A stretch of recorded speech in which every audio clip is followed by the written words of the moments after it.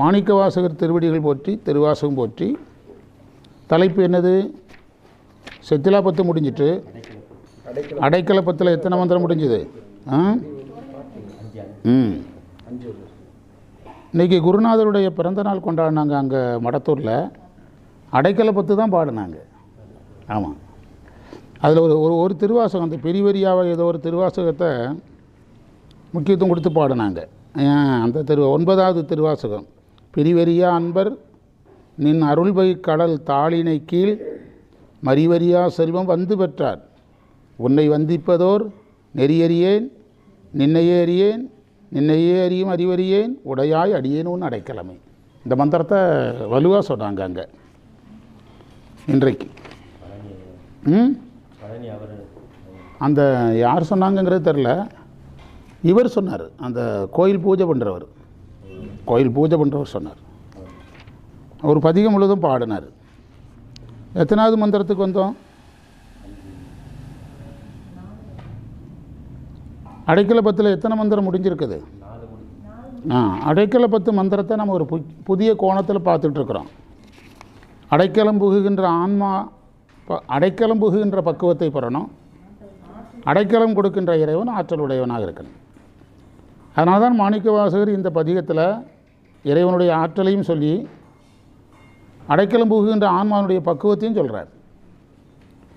அடைக்கலம் புகுதலுக்கு ஒரு பக்குவம் வேணுமாங்கிறது ஒரு பெரிய, அது ரொம்ப முக்கியம். ஹாஸ்பிட்டல் போகிறதுக்கு ஒரு பக்குவம் வேணும். யாருமே ஒரு உடம்புக்கு முடியலன்னு ஹாஸ்பிட்டல் போகவே மாட்டாங்க. சீரகம் தின்னு பார்ப்பான், மிளகு தின்னு பார்ப்பான், எல்லாம் தின்னு பார்த்துட்டு கடைசியில் இனி செத்து போயிடும்னு தெரிஞ்சால் தான் என்ன செய்கிறான்? ஹாஸ்பிட்டல் போகிறான். அப்போ அடைக்கலம் ஹாஸ்பிட்டல் போகிறதுக்கு என்ன வேண்டி இருக்குது? அதற்கு ஒரு பக்குவம் வேண்டி இருக்குது. அதே மாதிரி தான் இறைவனை சரணடைகிறதுக்கு என்ன வேணும்? ஒரு பக்குவம் வேணும். அந்த பக்குவமே ஒரு பெரிய விஷயம். அந்த சுய மருத்துவ முயற்சி போயிடுதில்ல, மருந்துக்கு யாரை சார்ந்துடுறோம்? மருத்துவர். அதே மாதிரி ஆன்மா யாரை சார்ந்துருது? இறைவனை சார்ந்து. நம்மளே மருந்து பார்த்துக்கலாம், நம்மளே யோசித்துக்கலாம், நம்மளே இந்த ஃபிலாசபியை உண்டு பண்ணிவிடலாம், நம்மளே சிந்திச்சுக்கலாம். அந்த எண்ணம் எல்லாம் என்ன செஞ்சிடும்? போயிடும். முழுவதும் சரணாகதி நிலைக்கு அவன் யாரை நம்ப ஆரம்பிச்சிடுறான்? அதே தான் அந்த பக்குவம் இடம். அந்த கோணத்தில் இந்த பதிகத்தை நம்ம வித்தியாசமாக படிக்கணும். இந்த மந்திரத்து 4வது மந்திரத்தினுடைய 4 தானே சொல்லணும் பொருள். 5னுடைய பொருள் எழுதுங்க. அதாவது மான் போன்ற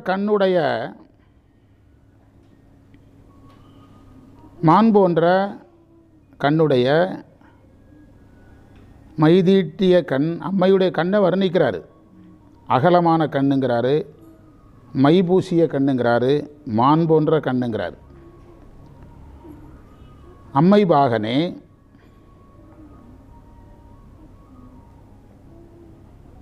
தேவர் தலைவனே. இந்த அம்மை பாகனேங்கிறது ஒரு ஆற்றல். தேவர் தலைவனேங்கிறது அந்த ஆட்கொள்ளதுக்கான தகுதியில் தான் இதெல்லாம் வருது. அம்மை பாகன் ஒரு தகுதி, தேவர் தலைவன் என்னது தகுதி. அடுத்து சொல்கிறாரு எனது முதல்வன்கிறாரு, அது அடுத்த தகுதி.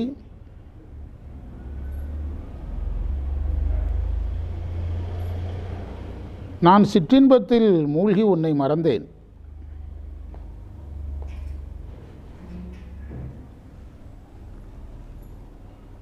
அறியாமையை வளர்க்கின்ற உடம்பிலே கிடந்து இளைத்தேன்.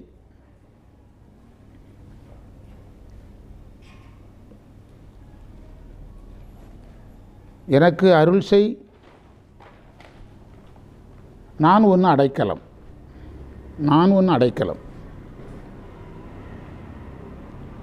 குறிப்புரை: சுருள் என்ற சொல்லுக்கு,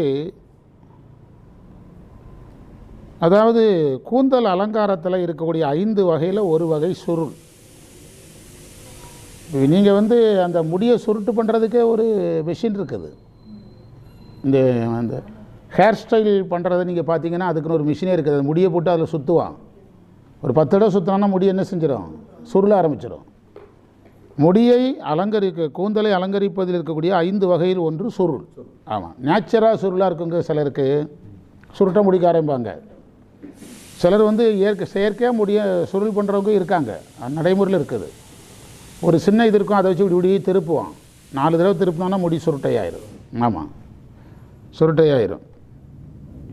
அதில் ஒன்று அந்த 5 வகை சொல்லியிருக்கிறாங்க. என்னதுலான்னா 1 முடி, 2 கொண்டை, கொண்டை போடுறதுன்னு சொல்கிறாங்கல்ல, 3 பனிச்சை, 3 சுழி நீ போடணும், 3 சுழி நீ பனிச்சை,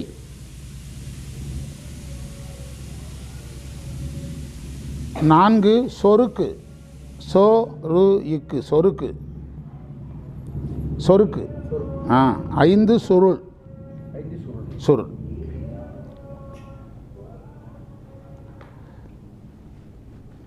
கூளை என்ற சொல்லுக்கு தலைமயிர்னு அர்த்தம். சூழல் என்ற சொல்லுக்கு தந்திரம்னு அர்த்தம்.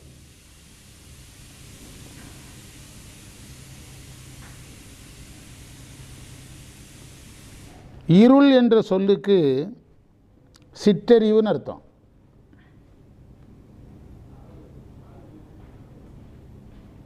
சிற்றறிவு அதாவது ஆணவ மலத்தால் மயங்குகின்ற அறிவு. பதிஞானம் ஆணவ மலத்தினுடைய மயக்கத்துக்கு உள்ளாகாது. பசுஞானம் எதனுடைய மயக்கத்துக்கு உள்ளாகும்? ஆணவ மலம். அது அந்த இருள்னு சொன்னதுனால ஆணவ மலத்தால் கொண்டு இணைக்கிறேன். ஆணவ மலத்தினுடைய கலப்பில் அது புல்லறிவாக சிற்றறிவாக போயிடும். வெருள் என்ற சொல்லுக்கு மருட்சி அல்லது அச்சம்.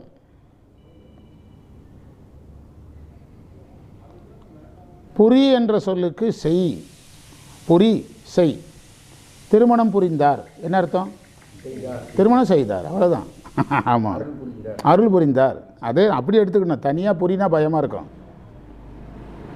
மந்திரத்தை சொல்லுங்கள், ரொம்ப ஈஸி.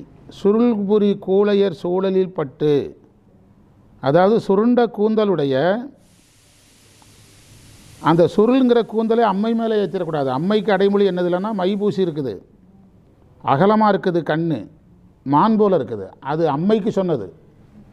இது உலகியலுக்கு சொல்கிறது, உலகியலுக்கு சொல்கிறது. இப்போ வைணவத்தில் ஒரு வரலாறு இருக்குது. அதாவது ராமானுஜர் ஒரு ஆற்றுல குளிச்சுட்டு வர்றாரு. அப்போ ஒருத்தன் ஒரு பெண்ணுக்கு கொடை பிடிச்சிட்டு வர்றான். ராமானுஜர் என்னடா இப்படி மனைவிக்கு கொடை பிடிச்சிட்டு வர்றான் என்னன்னு கேட்குறாரு. இல்லை, அவன் அந்த மாதிரி தான், அவனுடைய கேரக்டரே அதுதான் அப்படிங்கிறாங்க. அப்போ விசாரிக்கிறாரு. என்னுடைய மனைவியினுடைய கண்ணு தான் எனக்கு எல்லாம், என்னுடைய மனைவியினுடைய அந்த தோற்றங்கள் எதுவும் மாறிடக்கூடாதுங்கிறதுலாம் நான் ரொம்ப கவனமாக இருக்கிறேன் அப்படின்னு நான் சொல்கிறான். ராமானுஜர் சொல்கிறாரு, உன்னுடைய மனைவியினுடைய கண்ணு தான் உனக்கு எல்லாம்னா அதோட அழகான கண்ணு காட்டினா என்ன செய்வேன்னு கேட்குறாரு. காட்டுங்க, அதுக்கப்புறம் பேசிடலாங்கிறான். அப்போ அவர் ஸ்ரீரங்கம் பெருமாளை காட்டுறாரு. அதுக்கப்புறம் அவன் இதை விட்டுட்டு சீடனாகிடுறான். யாருக்கு? ராமானுஜருக்கு சீடனாகிடுறான். அது ராமானுஜருடைய வரலாற்றில் இந்த செய்தி இருக்கிறது. புரியுதா? அப்போ உலகியலில் இன்றைக்கி உலகியலில் இளம் வயதில் நடக்கக்கூடிய அந்த சம்பவங்களை சொல்கிறாரு. ஆமாம், பெருசோன்னு இருக்குது. இளம் வயதில் இப்போது ஒரு திருமணத்துக்கு முந்தைய வயசில் அது பெற்றோர் பார்த்து திருமணம் செஞ்சாலும் சரி, இவனாக ஒரு பெண்ணை தேர்ந்தெடுத்தாலும் சரி, இது இயற்கை தானே. அந்த இயற்கையை அவர் சொல்கிறார். இது ஒன்றும் புது செய்தி கிடையாது, இயற்கை தான். இவனே திருமணம் அப்பாவே அம்மாவே செலக்ட் பண்ணாலும் எந்த பொண்ணை வேணாலும் கட்டுவானா? அவன் ஒரு வரையறை வச்சுருக்கிறானல்ல, அவர் வரையறை வச்சுருக்கிறானல்ல. அதைத்தான் அவர் சொல்கிறார். என்ன சொல்கிறாரு? வித்தியாசமான மந்திரம். அந்த சுருள்புரு கோளைய சூழலில் பட்டு, ஆமாம், அதாவது அதில் என்ன கான்செப்ட்னா, வரி 1 நீங்கள் எடுத்துக்கொள்ள வேண்டியது சிற்றின்பம் இறைவனை மறக்க செய்யும். இதுதான் செய்தி. சிற்றின்பம் இறைவனை மறக்க செய்துவிடும்.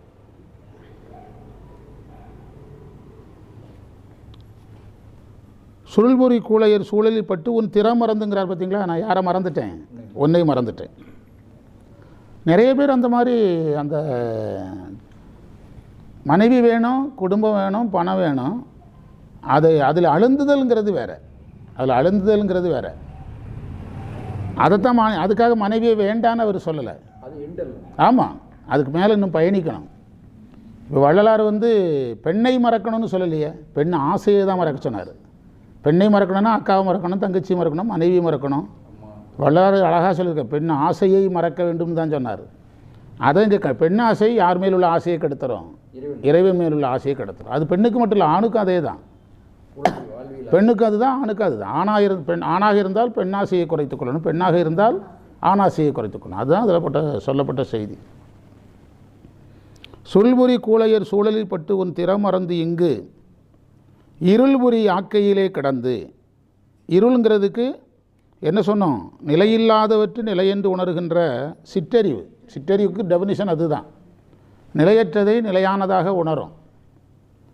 என்னுடைய துணைவியார் டெய்லரிங் பண்ணிகிட்டு இருக்கும்போது ஒரு வாத்தியார் எங்கள் வீட்டுக்கு டெய்லரிங்க்கு வருவார். ஃபேமிலி ஃப்ரெண்டு, என் கூட வேலை பார்த்தாரு, நான் அவர் கூட வேலை பார்த்தேன். ஃபேமிலி ஃப்ரெண்டு அவர். அதனால் எப்போ வேணாலும் வருவார், திடீர்னு வருவார். ஒய்ஃபிட்ட அக்கா ஒரு முக்கியமான செய்தி அப்படிம்பார்.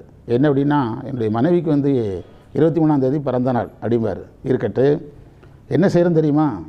சேலை எல்லாம் எடுத்து மனைவிக்கு தெரியாமலே அளவு சட்டை எடுத்துகிட்டு வந்துடுவான், ஜாக்கெட் எடுத்துகிட்டு வந்து தச்சு சர்ப்ரைஸாக இருக்கணும். நம்ம இதெல்லாம் ரெடி பண்ணது யாருக்கு தெரியக்கூடாது, அப்படி செஞ்சுக்கிட்டு இருப்பான் உட்காந்து. இதுக்கு வேறு அழுந்துதல். மனைவிக்கு பிறந்த நாள்னா 2000 ரூபாய் கையில் கொடுத்து துணி எடுத்துக்க, அவ்வளோதான் முடிஞ்சுது. அது மனுஷனுக்கு அழகு. என்ன சொல்கிறீங்க? 2000 ரூபாய்க்கு 5000 ரூபாய் கையில் கொடுத்து என்ன வேணுமோ வாங்கிக்க, அதுதான் மனசு. இப்போ என்னுடைய துணைவியால் எடுத்துக்கிட்டால், நான் திருமணமாக இத்தனை வருஷம் திருமண நாள் நாங்கள் கொண்டாடினோம் கிடையாது. அதுக்காக எந்த கிஃப்ட்டு அவங்க வாங்கி கொடுத்ததும் கிடையாது, நான் வாங்கி கொடுத்ததும் கிடையாது. அதனால் நம்ம குடும்பம் நடத்தாமல் போகலை. என்ன சொல்கிறீங்க? அதைத்தான் அவர் கண்டிக்கிறார். அதில் அழுந்தும் போது நிலையில்லாதவற்றை அவன் நிலையென்று உணர்கின்ற இடத்துக்கு போயிடுறான். இப்போ நாயன்மார்கள்லாம் குடும்பம் நடத்தாமலாம் இருந்தாங்க. அவங்க அதில் என்ன செய்யலை? அழுந்தலை. அதுக்காக மனைவி வேண்டாம் என்றோ பிள்ளை வேண்டாம் என்றோ பொருள் அல்ல. அதில் என்ன செய்யக்கூடாது? அழுந்தக்கூடாது. அதில் அழுந்தக்கூடாது. நின் திறமறந்து இருள்புரி ஆக்கை என்பதற்கு அதுதான் பொருள். இருள்புரி ஆக்கை என்பது, நீங்கள் இந்த மாதிரி சிற்றின்பத்துக்கு அழுந்துனீங்கன்னா நிலையில்லாததுலாம் நமக்கு எதா தெரியும்? நிலையானதாக தெரியும். நம்முடைய அறிவு சிற்றறிவாக போயிடும். சிற்றறிவில் தான் நீங்கள் நின்றுட்டு இருந்தீங்கன்னா ஒரு நாளும் பதிஞானம் என்ன செய்யாது? வராது. அதிலே அந்த ஆன்மா நின்று போயிடும். பிறவி உறுதியாயிரும். பிறவி உறுதியாயிரும். யாக்கையிலே கிடந்து எய்த்தனன். பார்த்தீங்களா? இழைச்சிட்டு அவர் மேலே சொல்லிட்டார், நான் இழைச்சி போயிட்டேங்கிறார். ஆன்மா என்ன செஞ்சிடும்? இழைத்து போயிடும்.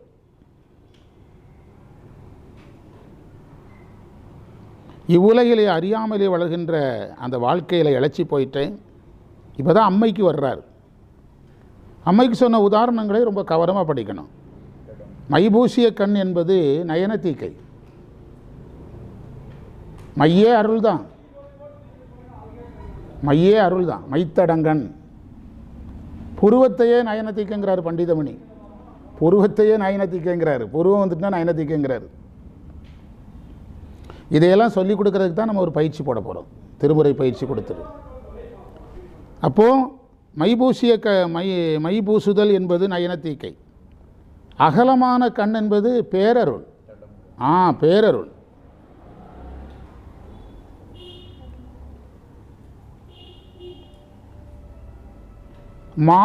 மான் போன்ற பார்வை என்பது இரக்கம். இரக்கம்னு சொல்கிறத விட உயிர்களை காக்கின்ற திறமை. அந்த மானின் நேர்விழி மாதரார் அப்படின்னு வருதில்ல, அந்த ஞானசம்பந்தர் பாடுறார். அந்த மான்விழி எதுக்கு வருதுன்னு அந்த உரையாசிரியர் எழுதுகிறாங்க.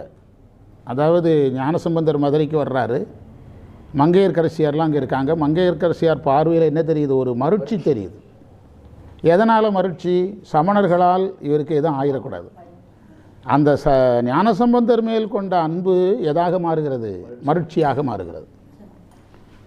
அந்த அம்மையினுடைய மருட்சி என்பது ஆன்மாக்கள் மேல் தனக்கு இருக்கின்ற அக்கறை. ஆமாம், ஆமாம், மாட்டிக்கொள்ளும் ஒருத்தர் நல்ல அழகாக ஜோக்காக சொன்னோம். இது எதையாவது போய் உளறிட போகுது. நான் அந்த ஒரு கல்யாணத்தை உதாரணம் சொன்னேன். ஒரு பையனுக்கு கல்யாணமே நடக்கலை. நல்ல உதாரணம் அது. ஒரு பையனுக்கு கல்யாணமே நடக்கலை. அவங்க அம்மா என்ன சொல்லுது? எதையோ சொந்தக்காரங்கிட்ட பேசி ஒரு பொண்ணை என்ன செய்யுது? ரெடி பண்ணுது. வேலைக்கு போகிறானான்னு கேட்குறாங்க. இவன் ஒரு ஸ்கூலுக்கு டெம்பரவரி அல்லது ஒரு கம்பெனிக்கு டெம்பரவரியாக போகிறான். டெம்பரவரிங்கிற வார்த்தையை பயன்படுத்தாமல் வேலைக்கு போகிறான்னு சொல்லி வைக்கிறாங்க. இப்படி எல்லாத்தையும் ரெடி பண்ணியாச்சு.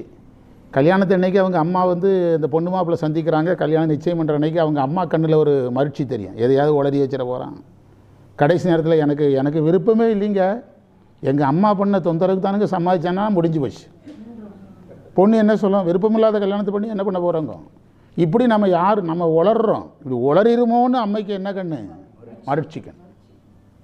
ஒரு சின்ன 2 வயசு குழந்தை தெருவில் விளையாடுது, பைக்கு, ஆடு மாடு நாயெல்லாம் வர்ற தெரு, குழந்தை விளையாடுது. நீங்கள் விளையாட வைக்கிறதுக்கு தான் தெருவுக்கே வந்தது.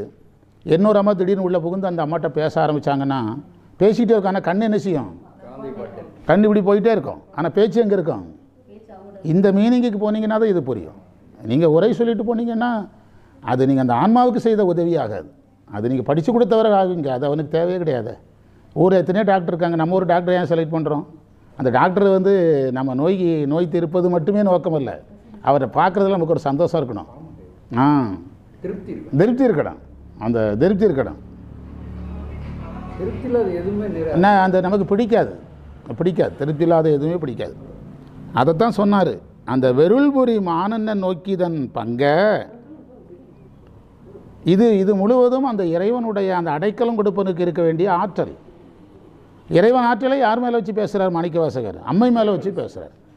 பங்க வெருள்புரி மான பங்க விண்ணோர் பெருமான், தேவர்களுக்கும் இவன் தலைவனாக இருக்கிறான். அதுவும் இறைவனுடைய ஆற்றலை தான் சொல்ல வருகிறது. இப்போ நம்மளே ஒரு வேலை தேடுறோம், இவருக்கு 15 கம்பெனி இருக்குடா அப்படின்னா நம்ம அவர் மேலே ஒரு பிரமிப்பு வருதில்லை. தேவர்களுக்கு இவர் தான் தலைவன் என்பது இறைவனுடைய ஆற்றலை சொல்ல வந்த இடம்தான். விண்ணோர் பெருமான் அப்படிப்பட்டவனாக இருக்கிற நீ, நான் அடைக்கல் புகுகிறேன், நீ எனக்கு என்ன செய்ய வேண்டும்? அருள் செய்ய வேண்டும் என்று வேண்டுகிறார். அற்புதமான மந்திரம். இதில் நான் ஒரு உரையில் படித்தேன். அதாவது இப்போ நம்மெல்லாம் சைவம் பழகுறோம், உலகியல் பெரிய அளவில் நம்மளை பாதிக்காது. அந்த இப்போ பிரம்மச்சாரிகளாகவே சைவத்துக்கு வர்றவங்க இருக்காங்க, இல்லறத்துக்கு வராமலே நேரடியாக வர்றவங்க இருக்காங்க. அவங்களுக்கெல்லாம் இந்த மந்திரங்களெல்லாம் ஒரு கவசம்னு சொல்கிறாங்க. அதாவது ஒரு நிலையற்ற இன்பத்திற்கு பெண்ணை காட்டுறாருல்ல, அதுக்கு தீர்வு என்னென்னா அம்மை. அதாவது நிலையற்ற இதில் போகாமல் அவன் அதனால தான் நீங்கள் நிலையற்ற விஷயங்கள் வர்ற இடத்துல அம்மையப்பர் வரும். உரையாசிரியர் சொல்கிறார் ஒரு இடத்துல. இதில் கரெக்டாக எதை கொண்டு வர்றாரு? அம்மையப்பரை கொண்டு வர்றார். நீ கணவன் மனைவிங்கிற பெல்ட்லேருந்து மாறி எங்கே வந்துரு? அம்மையப்பருங்கிற பெல்ட்டுக்கு போயிட்டான்னா இந்த மயக்கத்திலேருந்து வெளியே வந்துடலாம். அருளியலில் போகணும். அப்போ நீ அம்மையை முன்னெடுத்துக்கிடணும் அப்படின்னு ஒரு குறை. நீங்கள் இந்த இதில் எந்த மந்திரத்துலலாம் இந்த பெண்மை பற்றி வருதோ அங்கெல்லாம் அம்மை பெரும்பாலும் இருக்கும். நான் ஒரு தடவை செக் பண்ணேன், 21 மந்திரமோ எவ்வளவோ இருக்குது. அதிலெல்லாம் பெரும்பாலும் அம்மை இருக்கும். அது ஏன் இப்படி வருதுன்னு ஒரு உரையில் சொல்லியிருந்தாங்க. இப்போ நம்மளை விட்டுருங்க, நம்ம வயது கடந்துட்டோம், சைவம் பண்ணுறோம், பக்குவப்பட்டுட்டோம். சின்ன வயசில் 18 வயசுல 20 வயசுலலாம் வருவாங்க. அவங்களுக்கு அந்த உலகில் தாக்கம் அதிகமாக இருக்கும். அவங்க தங்களை காத்துக்கொள்வதற்கு இதெல்லாம் கவசம் போன்ற மந்திரம்னு சொல்கிறாங்க. மாணிக்கவாசகர் என்கிட்ட முதல்ல எனக்கு தெரிஞ்சு ஒரு 15 வருஷத்துக்கு முந்திலாம் ஏன் இதெல்லாம் மாணிக்கவாசகர் சொல்கிறாரு அப்படின்னு கேட்டிருக்காங்க. இப்போ நல்லா நிறைய படித்தவங்க 20 வருஷம் சைவம் பண்ணவங்களே கேட்டிருக்காங்க. இதெல்லாம் மாணிக்கவாசகர் தவிர்த்துக்கலாமா? ஏன் அவர் சொன்னதே கவசத்துக்காக சொல்லியிருக்கிறாங்கடா, அது நமக்கு கவசமாக கொடுத்துருக்கிறாரு அப்படிங்கிறது தான் அதில் விஷயம். ஆமாம் ஆமாம் ஆமாம் ஆமாம் ஆமாம் ஆமாம் அது காரணம் அதுதான். ஆமாம், இல்லைன்னா திருநாவுக்கரசருக்கு 80 வயசில் அவர் உழவாரம் செய்யும்போது அங்கே தேவ மகளிர் வர வேண்டிய அவசியம் என்ன? அந்த 80 வயதில் உழவாரம் செய்கிறாரு, நவரத்தனங்கள் கிடக்குது, அதில் பற்று இல்லை. அதுக்கு பிறகு இவர் தேவ மகளிர் நடனம் ஆடுறாங்க, அதில் பற்று இல்லைங்கிறதையும் இறைவன் காட்டுறாரு. அது நம்மளை கெட்டிய பிடிக்குதுங்கிறது. ஆமாம், அது நீனே போனாலும் விடாதுன்னு அர்த்தம். நீ அதில் என்ன செய்யணும்? கவனமாக இருக்கணும். ஏன் நீங்கள் ஆந்திர முதல்வராக இருந்தாலும் என்ன யார்? என்டி ராமராவுடைய லைஃப்பில் கடைசியில் என்ன நடந்தது? அவருடைய லைஃப்பை, அவருடைய வாழ்க்கை வரலாறு எழுத போன அம்மாவை திருமணம் பண்ணிட்டார். சொத்துக்கள் பணம் எல்லாம் கைமாறி எவ்வளோ பெரிய கடைசியில் சறுக்கல் ஆயிற்று. ஆமாம், கிருஷ்ணருடைய வேடத்தில் கிருஷ்ணர்னா என்டி ராம கிருஷ்ணர் 2வது தான். தேவுடான்னு தான் அங்கேயே சொல்லியிருக்கிறான். நம்ம இப்படி கட்டபொம்மன் சிவாஜியை பார்க்குறோமோ அப்படி தான் பார்த்துருக்குறான். அவருடைய லைஃப்பை பேட்டி எடுக்க ஒரு அம்மா போச்சுது. அவருடைய 60, 70, 65 வயசுக்கு பிறகு கல்யாணம் பண்ணிட்டார். கடைசியில் என்னாச்சுதுன்னா அந்த அம்மா ரிஜிஸ்டர் பூர்வமாக போனதுனால சொத்துக்கள் எல்லாமே குடும்ப ரீதியாக நிறைய ப்ராப்ளம் ஆயிடுச்சு அவருக்கு. அதுதான் திருநாவுக்கரசர் வாழ்க்கை மூலமாக நமக்கு காட்டுறாரு. இந்த மாயை உன்னை எப்போ வேணாலும் என்ன செய்யலாம்? தாக்கலாம். ஆமாம், அதில் தான் அவர் வெளியே வந்தார். இந்த மாயை உன்னை எப்போ வேணாலும் தாக்கலாம். அதுக்கு கவசம் தான் இந்த பதிகம். அதனால் அதுக்கு பேர் அடைக்கலம்னாரு. ரொம்ப ஆபத்துன்னா நம்ம என்ன செய்கிறோம், அடைக்கலமாகறோம் பார்த்தீங்களா, அந்த மாதிரி அந்த ஆன்மா அடைக்கிறோம். இது எல்லாருக்கும் தேவை. விஸ்வாமித்திரருக்கு அந்த வரலாறு இருக்குது. இது எல்லாருக்கும் தேவை. இது எனக்கு தேவையில்லை. குறிப்பாக நான் ஒரு உரையில் படித்தேன், பெரும்பாலும் இது பிரம்மச்சாரிகளுக்கு கட்டாயம் தேவை. யாருக்கு தேவை? பிரம்மச்சாரிகளுக்கு ரொம்ப தேவை அப்படின்னு ஒரு உரையில் படித்தேன். அடுத்த மந்திரத்தில் அதே வரும். அதனால தான் நான் உங்கள்கிட்ட ரொம்ப பேசினேன். என்கிட்ட ஒருத்தர் ரொம்ப சைவம் படித்த ஒருத்தர் கேட்டார். கேட்ட இடம் கூட எனக்கு ஞாபகம் இருக்குது. போடிப்பட்டியில் வள்ளலார் கோயிலெலாம் முதல்ல நாங்கள் வருஷத்தில் 4-5 தடவையாவது போவோம். அப்போது ஒருத்தர் கேட்டார், சைவம் தீவிர 20 வருஷம் சைவம் பண்ணுறவர் மாணிக்கவாசகர் இந்த மாதிரி விஷயங்களையும் திரும்ப திரும்ப சொல்கிறாரு, அது கவசமாக சொல்கிறார் அவர் அப்படிங்கிறது தெரியும். ஆமாம். அடுத்த மந்திரத்தினுடைய பொருள் எழுதிட்டு போகலாம். சிவனே நீ கருணைக்கடல், நீ தந்தை, நீ முதல்வன்,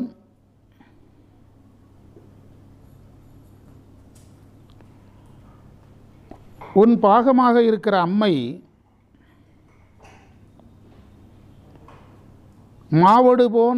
மாவடுவை பிளந்தது போன்ற கண்ணுடையவள், மாவடுவை பிளந்தது போன்ற கண்ணுடையவள், அகன்ற கண்ணுடையவள்,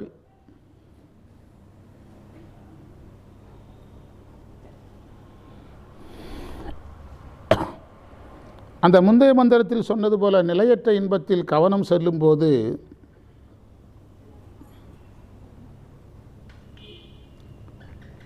தயிர் கடையும் போது உடைவது போல நான் தளர்ந்தேன்.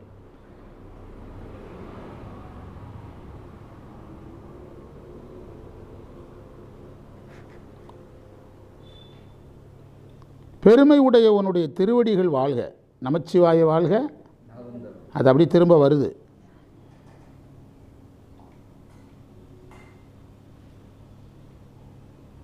நான் கொடிய வினை உடையவன்,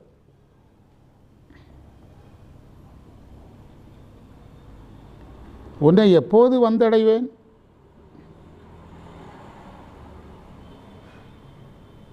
எந்த காலத்தில் வணங்கப் போகிறேன்?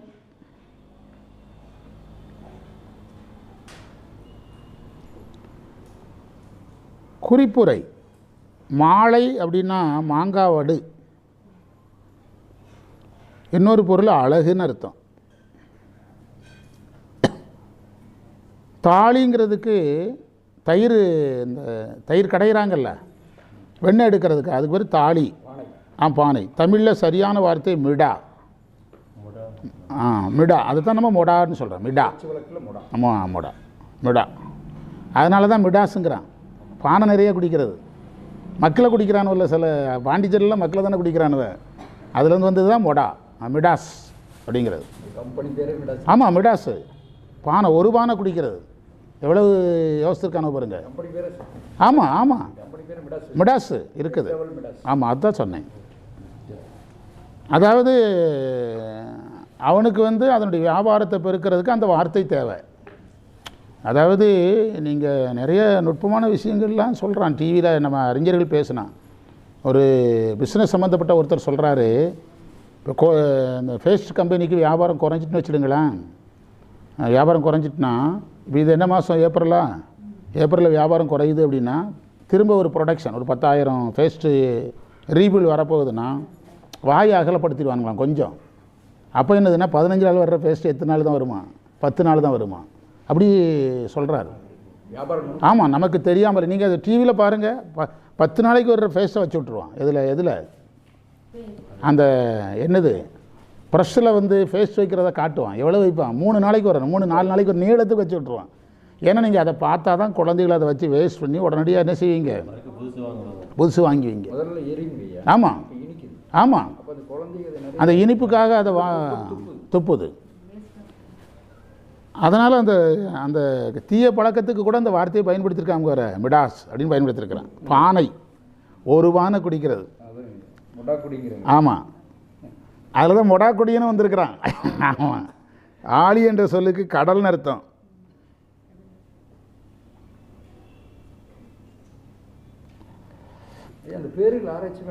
ஆமாம், வேர்ச்சொல் ஆராய்ச்சி நீங்கள் பண்ணணும், நிறைய வரும். நீங்கள் டிக்ஷனரி எடுக்கவே கூடாது. டிக்ஷனரி தேவைப்பட்டால் மட்டும்தான் எடுக்கணும். ஆமாம், இந்த சலிப்புக்கு பொருள் சொன்னேன் பாருங்கள்.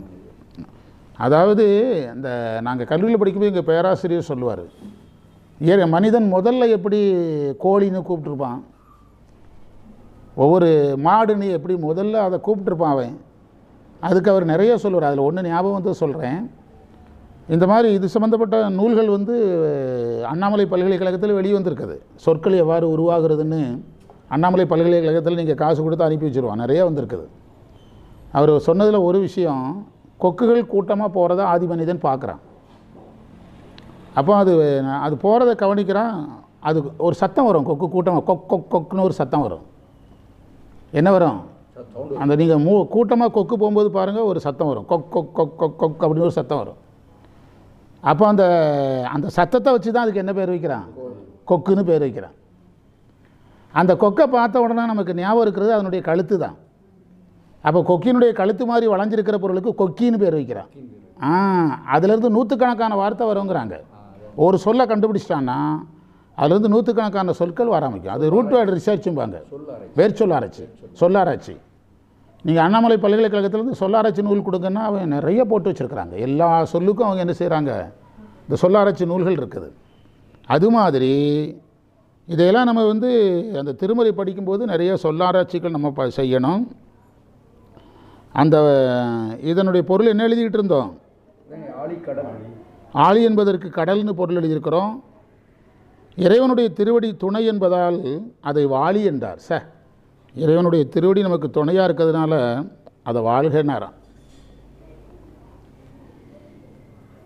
ஆறிரு தடந்தோள் வாழ்கன்னு ஏன் சொன்னீங்க? அது துணையாக இருக்கிறதுனால. அப்படி புரிஞ்சுக்கணும். நம்ம வாழ்கணும், மாமன்னர் வாழ்கன்னா அவர் துணையாக இருக்கிறதுனால சொல்கிறோம். போகிறவனும் வரவனையெல்லாம் சொல்ல முடியுமா? அந்த வாழ்க என்றாலே அழகான ஒரு கண்டுபிடிப்பு. வாழ்க என்றாலே நமக்கு துணை என்று பொருள்,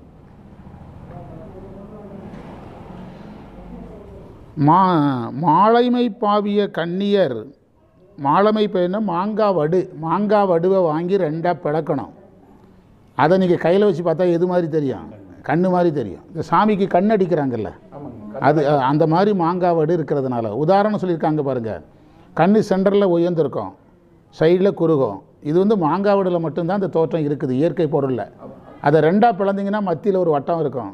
ஏகதேசம் எதனுடைய வடிவம் வருது? எவ்வளோ யோசிச்சுட்டு தான் அந்த மாங்காய் வடு அவர் சொல்லியிருப்பார். மீனை சொல்கிறதுக்கும் அதே காரணம் தான். நீங்கள் மீனையும் மாங்காய் வடிவம் வச்சு பாருங்கள், ஒரே இதுதான். சென்டரில் உயரணும், ரெண்டு பக்கம் குறுகணும். மாலைமை பாவியன்னா பரவிய, ஏற்கனவே சொல்லியிருக்கிறோம், விரிந்த கண்கள், அருளினுடைய பெருக்கம். கன்னியர் மத்திடை உடைந்து, அதாவது சிற்றின்பத்தில் ஈடுபட்டு, அதாவது பெண்ணென்ற ஒன்று ஒரு மனிதனுக்கு வேணும், ஆனால் அதில் அழுத்திட்டான்னா அவன் நிலைமை என்னென்னா, தயிர் கடையும் போது தயிர் உடையிற மாதிரி அவன் தளர்ந்து போயிடுவாங்கிறார். அவன் அதில் தளர்ந்து போயிடுவான். மத்திடை உடைந்து தாலியை பாவு தயிர் போல், தயிர் பானையில் தயிர் உடைஞ்சி எப்படி படாத பாட்டு அங்கெங்கேயும் சுற்றுதோ அது மாதிரி நான் ஆயிட்டேன். ரெண்டு உதாரணம் நம்ம ஆட்களை தவிர உலகத்தில் எவனாலையும் சொல்ல முடியாது. மாங்காய் வடவும் சொல்ல முடியாது, தயிரும் சொல்ல முடியாது. ரெண்டையுமே எங்கேருந்து எடுத்தார் பாருங்கள். சாதாரண நம்ம பார்க்கும்போது இந்த கருத்து வராது. தயிர் கடைகிறதுல கூட அவர் இவ்வளோ பெரிய கருத்தை எடுத்திருக்கிறார். தயிர் படுற பாடு நான் படுகிறேன். தாலியை பாவு தயிர் போல் தளர்ந்தேன். ஏன் தளர்ந்தேன்னு சொல்கிறாருன்னா, நிலையற்ற எதை நீங்கள் நாடினாலும் அதனுடைய முடிவு தளர்ச்சியாகத்தான் இருக்கும். நிலையற்ற எதை நாடினாலும் முடிவு தளர்ச்சியாகத்தான் இருக்கும். இப்போ பகல் முழுவதும் நம்ம உழைச்சதுக்கு சம்பளம், சரிதான்? பகல் முழுவதும் நம்ம உழைத்ததுக்கு சம்பளம், அந்த சம்பளம் நிலையற்றது, வந்தது தளர்ச்சி, சரிதானா? ஆமாம், அது தளர்ச்சி. ஆமாம், இப்போ ஒரு 3 வயசு குழந்தை வந்து விளையாடுது, அந்த விளையாட்டுக்கு சம்பளம் கிடையாது, ஆனால் தளர்ச்சி கிடையாது. நைட்டில் இப்போ 9 மணிலேருந்து 6 மணிக்கு வரைக்கும் தூங்குகிறோம், அதுக்கு சம்பளம் கிடையாது, அதில் தளர்ச்சி கிடையாது. புரியுதா உங்களுக்கு? அதில் நம்ம எதையும் தேடி தூங்கலை. 9 மணிக்கு தூக்கம் வரவும் நம்ம ஃபிக்ஸ் பண்ணல. 9 மணிக்கு வேலைக்கு போகணுன்னு போகிறோம், 9 மணிக்கு தூங்கணும்னு போகலை. எதுவெல்லாம் ஒன்றை எதிர்பார்த்து நடக்கிறதோ அங்கெல்லாம் தளர்ச்சி வரும். எங்கெல்லாம் ஒன்றை எதிர்பார்த்து செய்கிறோமோ அங்கெல்லாம் தளர்ச்சி வரும். இப்போ இந்த பிள்ளை விளையாடுதுன்னா அதுக்கு தளர்ச்சி வராது, ஏன்னா அதுக்கிட்ட ஒரு குறிக்கோள் கிடையாது. இத்தனை மணிலேருந்து இத்தனை மணிக்கும் விளையாட்டு. இப்போ நீங்கள் கிரிக்கெட்டில் உங்களுக்கு வெற்றி தோல்வியில் பணம் இருக்கிறதுனால தான் அவனை பாதிக்குது. ஜெயித்தாலும் பணம் கிடையாதுன்னா பாதிக்காது, அவங்களுக்கு சம்பளம் குறைஞ்சிரும். அதாவது ரன்னருக்கு ஒரு சம்பளம், வின்னருக்கு ஒரு சம்பளம். அதை ஒரு என்ஜாய் பண்ணிட்டு ஆமாம் ஆமாம். அப்போது நீங்கள் வந்து கப்பு வாங்கிட்டாங்கன்னா அந்த இயர் முழுவதும் விளம்பரத்தில் வரலாம், சம்பாதிக்கலாம். அவன் அதனால் எதில் ஆர்வமாக இருக்கிறான்? அதை நோக்கி ஓடுறாங்க. ஆமாம். இறைவன் விளையாடுறதும் விளையாட்டு தான், நம்ம விளையாடுறதும் விளையாட்டு தான். இறைவன் விளையாட்டில் அவருக்கு எதிர்பார்ப்பு இல்லை. நம்ம விளையாட்டில் என்ன இருக்குது? நமக்கு எதிர்பார்ப்பு இருக்குது. எங்கெல்லாம் எதிர்பார்ப்பு இருக்கிறதோ, எங்கெல்லாம் நிலையற்று எதிர்பார்க்கப்படுகிறதோ அங்கெல்லாம் தளர்ச்சி உறுதி, தப்பிக்கவே முடியாது. அதனால தான் நம்ம கூட்டத்தில் 2 கான்செப்டை கையில் வச்சுருக்கோம். பொருள் பின்னால் ஓடாத, புகழ் பின்னால் ஓடாத. ஒரு நாள் அவைகள் நம்மை விட்டுரும். அது இருக்க வரைக்கும் நம்ம ஜெயிக்கிற மாதிரி தெரியும். ஒரு கட்டத்தில் அது ரெண்டும் நம்மளை விடும்போது, சினிமாவில் எவ்வளோ பெரிய ஆட்கள்லாம் காணாமல் போய் உட்காந்துருக்குறாங்க, அது மாதிரி நம்மளை உட்கார வச்சிடும். அதே நீங்கள் இப்படியே இருங்க, ஸ்டாண்டர்டாக சினிமாவில் சிவகுமார் லைஃப் லாங்காக இருந்த மாதிரி இருந்துக்கிட்டே இருக்கலாம். என்று மார்க்கண்டையனா என்ன செய்யலாம், இருக்கலாம். அதைத்தான் தாலியை பாவு தயிர் போல் தளர்ந்தேன் தடமலத்தால் வாளி எப்போது வந்து என்னால் வணங்குவன். அதில் ஒரு செய்தி அவர் வச்சிருக்கிறாரு. இந்த நிலையற்ற இன்பத்தில் ஒரு ஆன்மா அழுந்தினால் அது மீளுகின்ற நேரத்தை நம்ம குறிக்கவே முடியாது. இத்தனை நாள் இப்படி இருப்பான், ஒரு மயக்கத்தில் இருப்பான், பிறகு சரியாயிடுவான். இத்தனை நாள் அவனுக்கு இந்த அழுந்துதல் இருக்கும், அதுக்கு ஒரு போயிடும்லாம் என்ன செய்ய முடியாது, சொல்ல முடியாது. நீங்கள் வந்து ஒரு கம்பெனியில் போய் சம்பாதிக்கிறான், ஒரு நாள் பகல் டியூட்டி பார்த்தா 800 ரூபா அப்படின்னா, அவன் அடுத்து என்ன நினைக்கிறான், ஓவர் டியூட்டி பார்த்து என்ன செய்ய பார்க்குறான், அதை ஈட்ட பார்க்குறான். அதுதான் அவர் சொல்கிறார், இதுக்கு எல்லை இல்லாமல் போயிடும். ஓவர் டியூட்டி பார்த்து என்ன பார்க்குறான், நிலையற்றதை தேடுகிறான், எதை கெடுத்துக்கொள்கிறான், உடம்பை கெடுத்துக்கொள்கிறான். அப்போ ஒரு டியூட்டிலேயே இறைவன் மறந்து போயிடுவார். அப்புறம் இன்னொரு டியூட்டி பார்த்தா எப்படி இருக்கும்? இப்படி இந்த உயிர் நிலையற்றதை நாடி நாடி யாரை மறக்கும்? பெரிய விஷயம். அதெல்லாம் உனக்கு தெரிந்தால்தான் நீ அடைக்கலம் ஆக முடியும்னு அர்த்தம். இதையெல்லாம் உனக்கு என்னைக்கு தெரியுதோ அன்னைக்கு தான் நீ அடைக்கலம் ஆக முடியும். இந்த மந்திரத்தில் இறைவன் அதிகமாக வைக்கலை சார், ஆன்மாவை தான் அதிகமாக வச்சுருக்கிறாரு. நீ அடைக்கலம் புகணும்னு ஆசைப்பட்டால் இதையெல்லாம் தெரிஞ்சுக்க.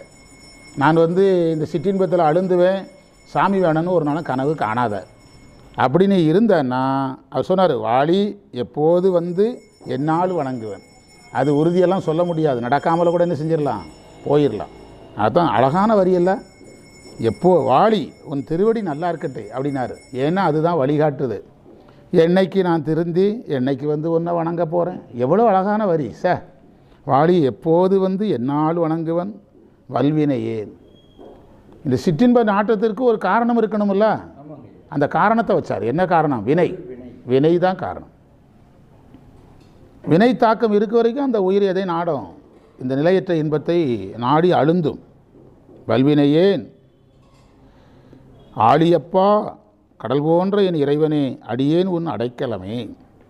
இந்த மந்திரத்தில் ஒரு வார்த்தையை எல்லா மந்திரத்துலேயும் அடியேன் போடுறார் பார்த்தீங்களா. அடைக்கலம் புகுவதற்கு என்ன பண்பு வேணும்? அடிமை பண்பு வேணும். அதுதான் பக்குவம். அந்த அடிமை பண்பு தான் பக்குவம். தசகாரியத்தில் வச்சு பார்த்தீங்கன்னா அடிமை பண்பு எப்போ வருது? ஆன்ம சுத்தியில் தான் வரும். ஆன்ம சுத்தியில் தான் வரும். அந்த ஆன்ம தரிசனமாவது நடந்திருக்கணும். ஆன்ம ரூபத்தில் வரவே வராது. ஆன்ம ரூபம் வந்து தத்துவ சுத்தி நடந்து ஆன்ம தரிசனத்துக்காவது போயிருக்கணும். ஆன்ம தரிசனத்துக்கு போயிருந்துச்சுன்னா குருவருள் பெறும்போது நீங்கள் சுத்தி, குருவருள் பெறுதல் என்பதே ஒரு வகையில் சுத்தி தான். குருவருள் பெறுதல் என்பது ஒரு சித்தி தான். இப்படியெல்லாம் இந்த மந்திரத்தை நீங்கள் சித்தாந்தத்தோடு அடாப்ட் பண்ணி பார்க்கணும். குரு வந்த பிறகு ஆமாம், முழுமை பெறுவது பிறகு தான். டாக்டர் வந்து விடுவதனாலேயே நோய் நீங்காது. டாக்டர் தான் சொல்லிடுறாரு 15 நாளைக்கு ட்ரீட்மெண்ட்டு. டாக்டர் இருக்கிறாரு, மருந்து இருக்கிறாரு, நோய் இருக்குது, பேஷண்ட் இருக்கிறான். இதே தான் குரு வந்த பிறகும். குரு வந்த பிறகு இதே தான். சாதகன் இருக்கிறான், சாதகனுக்கான பிரச்சனை இருக்கிறது, குரு இருக்கிறார், மருந்து கொடுத்துட்டு இருக்கிறார். அதனால தான் நீங்கள் ஆன்ம தரிசனத்தை தனியாக வச்சாங்க, ஆன்ம சுத்தியை தனியாக வச்சாங்க. பார்த்தீங்களா? ஆன்ம சுத்தியை தனியாக வச்சாங்க. அது நம்ம இதில் இருக்குது, வினாவெண்பால் ஒரு உரையில் இருக்குது. குரு வருவதனாலே பிரச்சனை முடிஞ்சிடும்னு முடிவு பண்ணாத, அதுக்கு இந்த டாக்டர் தான் போட்டிருக்காங்க அந்த புக்கில். குரு வந்தாலும் அவருடைய அந்த ப்ராசஸ் தொடங்க தானே செஞ்சுருக்கிறாரு. ப்ராசஸ் முடியணும் அல்ல, உண்டா இல்லையா? இப்போ ஒரு போரில் ஒரு குழந்தை விழுந்துட்டுனா அந்த குழந்தை எடுக்கிறதுக்கான அதிகாரிகளும் குழந்தை எடுப்பதற்கான கருவிகளும் வந்துட்டதுனால குழந்தை எடுத்தாச்சுன்னு சொல்ல முடியாது. அதுக்கு பிறகு அந்த மிஷினை பயன்படுத்தினா எத்தனை அடி ஆழத்தில் குழந்தை இருக்குதுன்னு பார்க்கணும். அதுக்குள்ளே இப்போ நவீன கருவி நிறைய கொண்டு வந்துட்டாங்க. பார்க்கணும், சைடில் தோண்டணும், அந்த குழந்தைய எடுக்கணும், எடுக்கிறது எடுக்காது அதுக்கு பிறகு தான் தெரியுது, உண்டா இல்லையா? அது மாதிரியா அற்புதமான ஒரு பதிகம். பேசிக்கிட்டே இருக்கலாம், அவ்வளோ அழகான திருவாசகம். தொடர்ந்து சிந்திப்போம். நாம் அடுத்து நமக்கு இருக்கக்கூடிய பணிகள் 3வது ஞாயிறில் தேவாரம் வரும். அதுதான் அடுத்து நமக்கு இருக்கக்கூடிய முக்கிய பணிகள். உங்களுக்கு பரீட்சை முடிஞ்சோன்னே நீங்கள் தேவாரம் இந்த திருநெல்வேலி போகிறதுக்கு பயிற்சி எடுக்கணும். 3வது சனிக்கிழமை திருவாசக வகுப்பு நம்ம மூவர் கண்டியம்மன் கோயிலுக்கு போகணும். நீங்கள் எல்லாம் இனி சிவா அட்டண்டன்ஸ் போட்டுடலாம். நீங்கள் ஒரு தனியாக அட்டண்டன்ஸ் போட்டுருங்க. அந்த நம்ம தேவாரம் திருவாசகம் பேசுகிறதுக்கு பயிற்சி கொடுக்குறோமில்ல, அதுக்கு இந்த அட்டண்டன்ஸ் எல்லாம் ப்ளஸ் பாயிண்ட்டாக எடுத்துக்கலாம். இந்த அட்டண்டன்ஸ் எல்லாம் நம்ம பயன்படுத்திடலாம். நீங்கள் ஒரு அட்டண்டன்ஸ் தனியாக வருகை பதிவேடு ஒன்று போட்டுருங்க, தனியாக போட்டுருங்க. அந்த நான் திருவாசகம் பேச தயாராக இருக்கிற மாணவர்கள் நம்ம கேம்ப் எங்கே இருந்தாலும் வாய்ப்பை பயன்படுத்திக்கலாம். அப்படி பயன்படுத்திக்கலாம். அவங்களுக்கு அந்த தகவல் நம்ம கொடுத்துடலாம். இந்த தேதியில் இங்கே இருப்போம் அப்படியே நம்ம மாணிக்கவாசகர் அருள் நமக்கு நிறையா கிடைக்கும். மெய்கண்ட சாஸ்திர குருமார்கள் நமக்கு நிறைய அருள் தருவாங்க.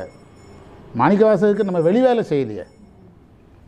நான் சமீபத்தில் கண்டுபிடிச்ச ஒரு சர்வே என்னென்னா, அதாவது குறிப்பிட்ட ஒரு செக்டார்ட்டையே பேசிகிட்டே இருக்கும். அதுதான் செய்த தவறே. ஒரு குறிப்பிட்ட செக்டாருக்கு எதுவுமே செய்யலை, அது அடுத்த தவறு. அதுதான் இப்போ நம்முடைய ஃபார்முலாவை என்ன செய்கிறோம், மாற்றுறோம். நம்ம தவறு செய்ததும் நம்ம சிக்கல்களை சந்தித்ததும் என்ன காரணம்னா, குறிப்பிட்ட செக்டார்கிட்டே என்ன செஞ்சுட்டு இருந்தோம், பட்டறையை க்ளோஸ் பண்ணியிருக்கணும். 29 நாளைக்கு நீ பார்க்கவே முடியாது, 30ஆம் நாள் காத்துரு வருவேன் அப்படின்னா வேதாந்திகள் அப்படி தான் சொல்லிக் கொடுப்பாங்க. நான் வேதாந்தம் படிக்கும்போது 3 வாரம் கண்ணால் பார்க்க முடியாது. அம்மா எங்கே இருக்கீங்க, அம்மா எங்கே இருக்கீங்கன்னு ஃபோன் போட்டுக்கிட்டே இருப்பானுங்க. திடீர்னு வருவாங்க, 7 நாள் இருப்பாங்க, காணாமல் போயிடுவாங்க.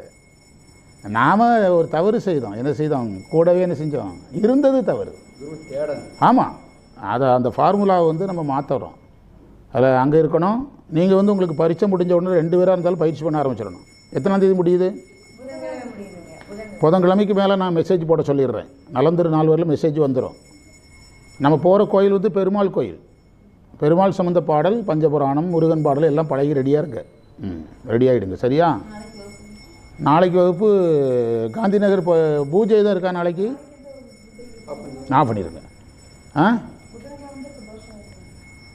அது எதாவது பூஜை இருக்கான்னு பார்த்துக்கிடுங்க. மெசேஜ் வரும். அப்படி ஏதாவது மெசேஜ் யார் வந்தாலும் மெசேஜ் பார்த்துட்டு வாங்க.